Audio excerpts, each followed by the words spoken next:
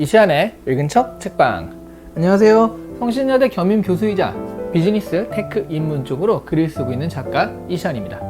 K-뷰티는요, 사실 K-팝보다 더 긍정적 흐름이에요. K-팝이 잘 된다고 해도요, 일반 대중들한테는, 우리들 같은 사람한테는 굉장히 마음이 뿌듯하다, 이 정도일 거예요. 아니면 기껏해야 한국 제품에 대한 간접적인 홍보 효과 정도, 이렇게 간접적인 영향이지만 K-뷰티는요, 당장 창업도 가능합니다. 제품마다 조금씩 다르지만요, 4천만 원과 아이디어만 있다면 1인 뷰티 기업이 가능하다고 하더라고요. 그런데 아이디어가 정말 좋아서 빵 뜨잖아요? 그러면 한 달에 150억 원 매출도 가능할 정도로 화장품 시장은 글로벌화 되어 있습니다. 치열한 도전에 걸맞은 풍부한 보상이 뒤따르는 게 K-뷰티 시장이라는 거죠. 처음에 이 책은요, K-뷰티의 성공 공식을 찾아서 다른 산업에 어떻게 적용할지 거기에 초점을 맞춰서 보려고 했었는데요. 그냥 보다 보니까 K-뷰티 자체에 대해 아는 것만으로도 굉장히 큰 가능성 하나를 알게 되는 것이다, 이런 생각이 들더라고요. 오늘 소개해드릴 책은요, 김난도 교수님의 트렌드 코리아의 리서치 시리즈 중 하나거든요. 바로 이 책, K-뷰티 트렌드입니다.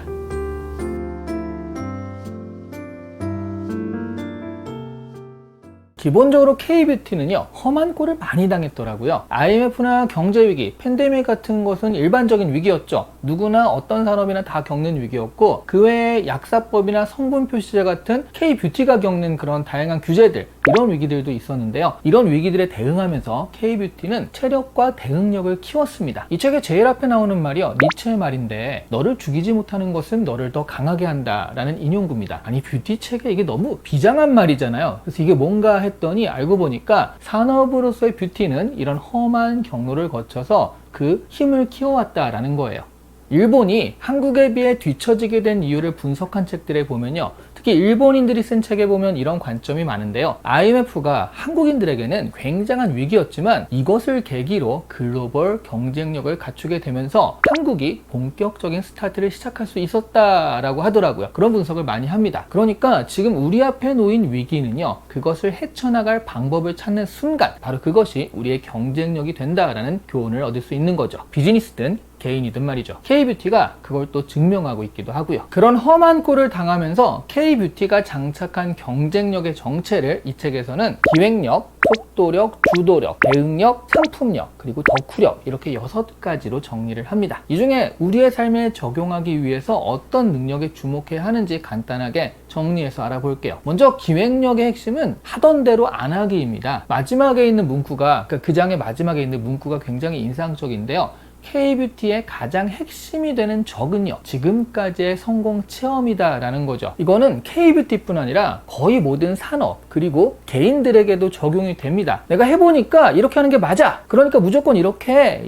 자신의 체험한 성공 방법을 강요하는 것을 우리가 꼰대라고 하잖아요. 그렇다고 지금까지의 성공 방법이 무조건 잘못되었다, 이런 건 아닙니다. 그게 맞을 수도 있지만, 그런데 시대와 상황이 자꾸 빠르게 바뀌다 보니 그것이 틀릴 수도 있다라고 생각하고 끊임없이 검증하고 수정해야 한다라는 그런 거죠. 그리고 그 가이드는요, 바로 데이터가 됩니다. 자신의 감이 아닌 데이터를 보고 분석하고 기획을 해야 한다는 거예요. 그리고 두 번째는 속도력인데요. K-뷰티는 처음 아이디어 단계에서 실제 제품이 나오기까지 이 시간이요, 3개월이면 가능하다고 하더라고요. 외국 제품은 개발하는데 2년 정도 걸린다고 하니까 그 차이가 8배 차이가 나는 겁니다. 그런데 요즘같이 트렌드가 확 이렇게 바뀌는 시대에 3개월도 사실 완벽하게 시대를 따라잡았다라고 말하긴 어렵거든요. 이런 속도력은요, 거의 모든 산업의 필수입니다. 이 책에서는 다른 산업으로 식품, 과자에 대한 이야기를 했는데 바나나킥 사례를 소개하고 있거든요. 블랙핑크의 제니가 미국 토크쇼에 출연을 해서요, 최애 과자가 뭐냐라고 묻는 질문에 바나나킥이라고 대답을 한 거예요. 이게 PPL도 아니고 정말 최애 과자를 얘기한 거죠. 농심이 이 순간을 놓치지 않았습니다. 며칠 뒤에 바나나 캐릭터가 농심 SNS에서요, 나 제니 덕분에 단독샷 받았잖아 라고 말하는 장면, 그래서 좀 희화한 거죠. 재미있는 그 장면을 노출하면서 분위기를 이어갔고요. 곧바로 50년 만에 킥 시리즈 후속작인 메론킥을 발표했습니다. 제니의 언급이 3월 10일인데요 메론킥은 4월 2일에 나왔습니다. 한 달도 안 걸린 거예요. 창업 70년 된 기업이다 라고 해서 보수적이고 느린 게 아니라는 거죠. 농심은 캐대언 열풍에 힘입어서 캐대언 컵라면, K-팝 데몬헌터스 있죠? 그 K-팝 데몬헌터스 컵라면을 만들기도 했고요.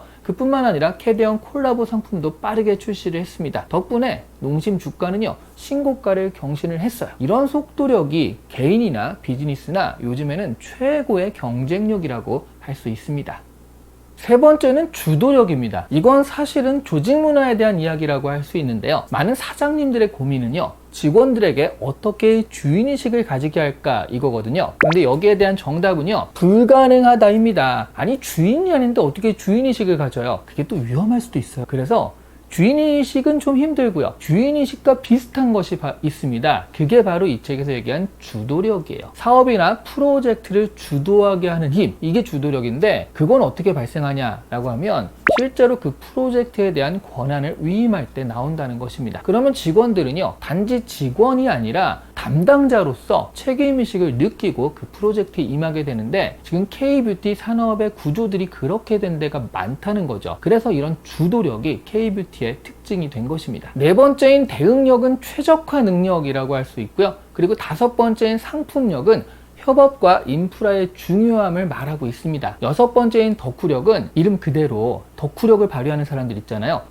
소비자의 역할을 말하고 있는 거죠. 이에 대한 자세한 내용들은 책에서 직접 확인해 보시는 것도 좋겠습니다. 이 책의 마지막에는요, 여러 가지 정리하는 이야기가 나오는데요. 그 중에 눈에 들어오는 것은 K뷰티가 브랜드 중심이 아니라 상품 중심으로 떴다는 거예요. 그러니까 중소기업 브랜드도 팍팍 뛸 수가 있었죠. 사실 책도 그렇습니다. 상품으로서의 책도요. 여러분들이 책 살 때 이거 어느 출판사 거구나 이렇게 확인하고 사진 않거든요. 그러니까 브랜드가 중요하지 않아요. 이런 상품들이 치약과 책이 특히 그렇다고 그래요. 치약도 어떤 브랜드야 이런 걸 보고 사진 않죠. 책 같은 경우엔 책 제목이나 표지라든가 내용 같은 것들을 보고 사게 되고요. 치약은 그 앞에 써 있는 여러 가지 미백 효과니 뭐니 이런 것들을 보고 사게 되죠. 그러니까 브랜드만 믿고 사는 것이 아니라 상품 자체의 경쟁력이 더 중요해지고 있다라는 거죠. 그런데 이런 경향은 이제는 뉴미디어의 발달 덕분에 다른 여러 가지 영역들 있죠. 그런 영역에서도 비슷하게 일어나는 변화라고 할 수 있어요. 유명한 사람이나 유명한 브랜드에만 기회가 있는 게 아니라 이제 시작하는 사람도, 이제 시작하는 비즈니스에도 기회는 찾아온다는 말이거든요. 그러니까 나는 불리해 라고 생각하지 마시고요. 일단 뭐라도 해보고 반응을 보는 것이 이제는 성공하는 첫 번째 방법이라고 할 수 있다는 겁니다.